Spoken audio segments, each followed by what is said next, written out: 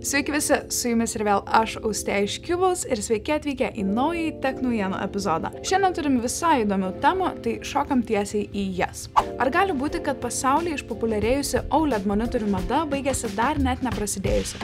MSI klientai mėtosi grasinimais atšaukti monitorių užsakymus ir grąžinti neseniai įsigytus OLED monitorius. Toks pasyvus protestas prasidėjo po gautų naujienų per Reddit OLED Gaming bendruomenės puslapį. MSI paskelbė, kad 2/3 QD OLED monitorių programinės įrangos naujinimai nebus įdiegti ir nepasieks galutinių vartotojų. Tai iš pirmo žvilgsnio pasirodė labai keista, kadangi sumažinus šios OLED serijos monitorių kainas, ji buvo tapusi viena iš populiariausių rinkoje. Tačiau spėjama, kad toks sprendimas buvo priimtas tam, kad MSI galėtų koncentruotis ties brangesnių monitorių aptarnavimu. Tokios žinios, kaip ir galima tikėtis, buvo priimtos nelabai teigiamai.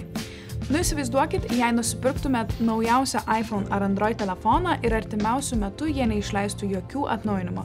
Ir jums tiesiog pradeda laginti viskas po poros mėnesių. Žodžiu, supratot mane. Tai nesuprantu tada, kaip jie tikisi toliau pardavinėti 900 € vertės OLED monitorius, kurie toli gražu nėra tobuli iškart ištraukus iš dėžės ir palikti klientus be jokių ateities atnaujinimų. Nors MSI QD OLED serija tikrai turi daug šansų būti tarp geriausių žaidimų monitorių rinkoje, tokie sprendimai tikrai nedidina jų populiarumą.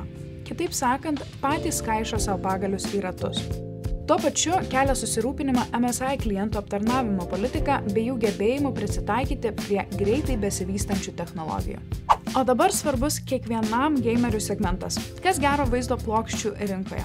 Labai džiaugiamės galėdami pagaliau pristatyti Red Team naujienas. AMD visame pasaulyje pristatė Radeon RX 7900 GRE vaizdo plokštę, kuri savo našumu žada nukonkuruoti Nvidia RTX Cam 7 ir kai kuriais aspektais prilygsta neseniai išleistai Cam 7 Super.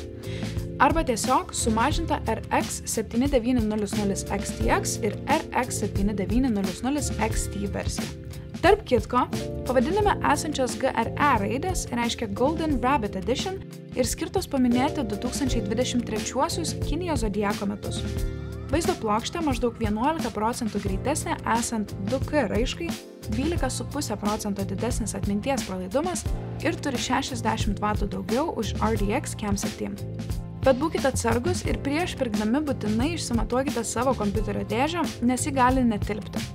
RX 7900 GRE turi 3 DisplayPort 2.1 ir 1 HDMI 2.1 prievadą bei 2 8 pinų jungtis. Ji bus puiki para visoms AMD technologijoms kaip Fluid Motion Frames, Fidelity FX Super Resolution ir Hyper RX. Vienas iš pagrindinių šios vaizdo plokštės išskirtinumų – 16 GB VRAM. Tai leidžia žaisti 4K žaidimus ant šiek tiek žemesnių grafikų ir atsipalaiduoti, žinant, kad neturėsite jokių problemų žaidžiant ant 2K. Tačiau yra ir vienas trūkumas – trūksta tokio paties lygio spindulių sekimo našumo, kaip artimiausioje Nvidia plokštėje. Taigi išvada.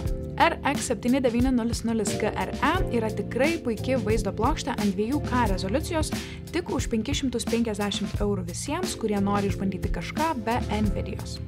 Jei prisimenat, esam jau kalbėję apie Project Zero. Tai ne joks slaptas šnipų operacijos pavadinimas, o tiesiog MSI užmojis savo produktuose, kaip galima sumažinti laidų pastebimumą arba išvis juos panaikinti ir pagaliau pagerinti klientų patirtį.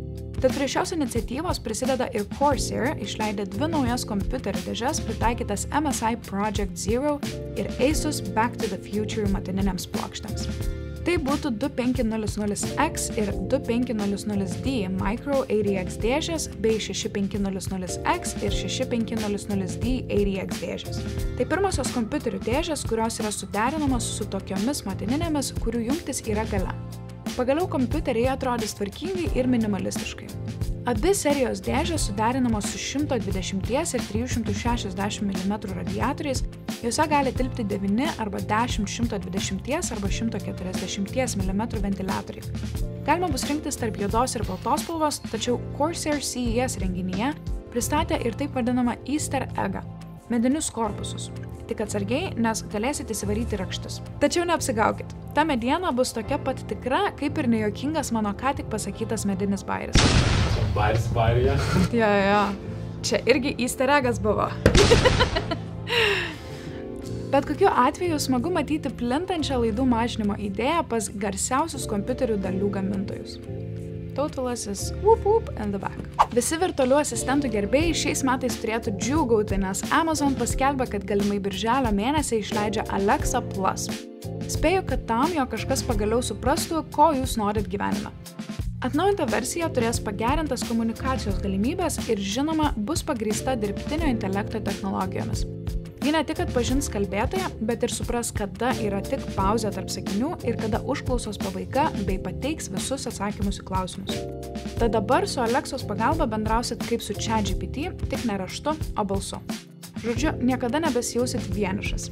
Šiuo AI robotu pagrįstas didelis kalbos modelis bus panašus į Microsoft Copilot arba Google Bard. Joje taip pat bus integruota daug naujų neseniai Amazon pristatytų AI programų. Pavyzdžiui, Splash Music, kuri leidžia kurti muziką realiuoju laiku, ir Character AI, kurios pagalba galima kalbėtis su įvairiais personažais ir garsiais žmonėmis. Pasirodo, didžiausias klausimas, kurį Amazon sprendžia, yra Alexa Plus apmokestinimas. Jis kilo dėl to, kad dabartiniai Amazon prenumeratoriai, kurie moka už tokias paslaugas kaip Amazon Music ir panašiai, gali nenorėti mokėti papildomai už Alexa. Tad ar Amazon pavyks išnaudoti Alexa populiarumą ir iš to pasipelnyti, bus matyti. Šiais laikais nieko nebegausit nemokamai.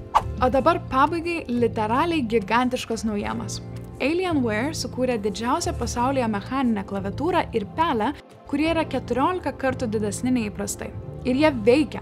Jei konkrečiai buvo atkurta AW420K mechaninė klaviatūra ir AW720M žaidimų pelė.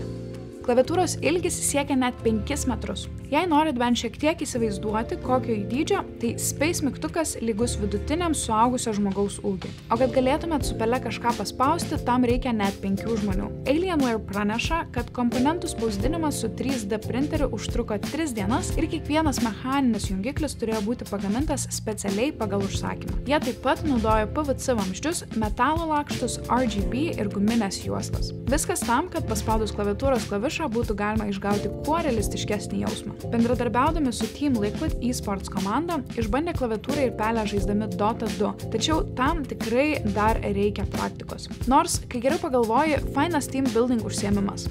Ir brangieji turim pripažinti, kad produktų reklama gavosi nereali ir šį eksperimentą pamatė tikrai daug žmonių. Tiek žinių šios savaitės naujienų epizode. Labai ačiū, kad žiūrėjot mus ir vėl. Kviečiam prisijungti į mūsų Discordo serverį, pasekti mus visuose socialiniuose tinkluose, stebėti Tautvilo live streamus, kurie vyksta Twitch'e, nuorodą paliksim apačioje. Taip pat atvykit į InfoShow LAN party, kuris vyks balandžio 26-28 dienomis, nes ten būsim ir mes ir galėsim kartu pažaisti kažką ir lauksim jūsų kitą savaitę. Ačiū labai!